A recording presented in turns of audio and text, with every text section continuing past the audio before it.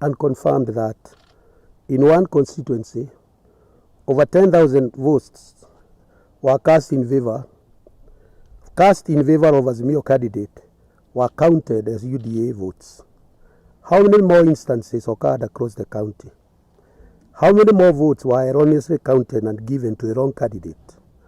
What's the implication of such deliberate, careless action?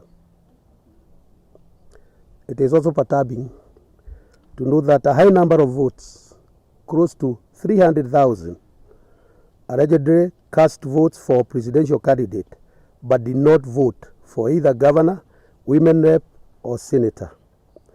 How viable is it that this large number of voters picked 6 ballot papers but only used 1? What happened to the other ballot papers? We also have evidence of broken ballot boxes with missing seals. What were the intention of such actions? As a result of the foregoing and many more, we have come to the conclusion that the election as conducted in Kiambu were not free and fair and fell short of voters and candidates' expectations. There was a process failure, and we must note here that the presidential election in 2017 were annulled because of IEBC process failure. As a consequence, we cannot recognize the leaders as announced by IEBC in Kiambu, and we call for annulment and repeat of elections in this county. And as you see, I have reported these illegalities and irregularities to the DCI, so they are doing their own investigations. I have also given this letter to County Returning Officer, Mr. Arnold Mutwiri. I've just delivered that letter to him and have said everything, including the stations that the illegalities were happening. So that so this is not just a generalization of accusation. No, I've even told him where these things happened. In fact, one of these complaints has been acted on in Radi. One of the presiding officers, he brought a box without Form 37A. And when he was called to come and answer those whatever, he said he's in Kitui. So he was located where they were, she was.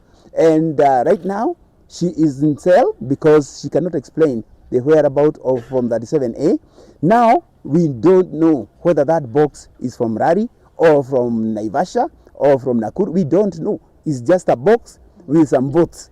So these are the irregularities and illegalities we are talking about. So this is what I'm saying, that these things are real. Yes, we are not just complaining. These are real. And you know me, I'm not the complaining person. But you know what? We are talking about 1.2 million voters. We carry their dream. If they wanted Jago to be their governor, then yes, he needs to be their governor. They should not get a governor they never elected. And what we are demanding right now, according to my letter, is number 1, those illegalities and irregularities must be noted. Number 2, those boxes, wherever they are, must be taken care of. Number 3, I demand a recount for the benefit of Kiambu people who I represent.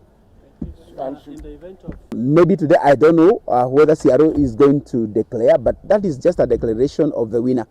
And you know what happens is that our CRO has no permission and ability, has no mandate to change any of the figures that have been presented to him. For him, he just consolidates.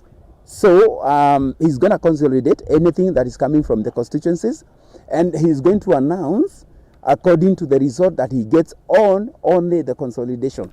So for him, it's just a tallying of issue. So basically, if there are some irregularities and irregularities that happen in the constituency level, in the polling station level, again, those will be carried forward.